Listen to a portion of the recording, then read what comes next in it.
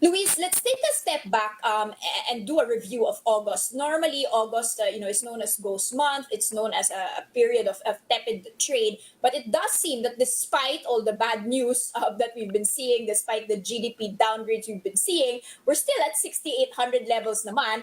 And we're even risen by close to 6% in this specific month. What is going on here? You're right. Traditionally, Ghost Month during August is when there's a lot of softness in the market, and the fund managers go on vacation.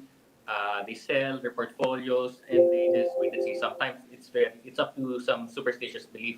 But what we've seen in the second quarter results, and these were released during August, is that they've actually outperformed. GDP was double digits. It was well above a lot of expectations, even the consensus. Um, Second quarter earnings, they actually rebounded much better. Obviously, they said there's going to be a low base, but this was even better than what everyone was expecting across the board in every industry.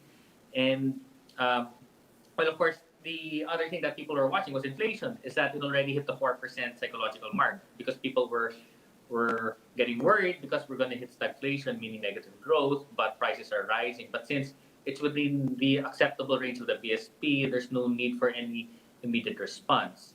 Now, again, COVID still is a main concern for everyone, whether you're no matter which market you're in.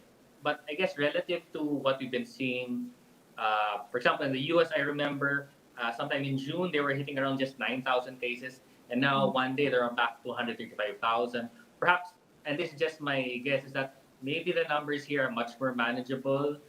We haven't seen the spikes of like 5 to 10 times we've been seeing in the other countries, and again, I think that's how the perception of the foreign funds are. Maybe one is that the second quarter or the first semester wasn't as bad, and maybe we should look at the Philippines. And second, the vaccines are coming out, the numbers are being managed, so it's not as bad as it seems. At least that's one way to look at it.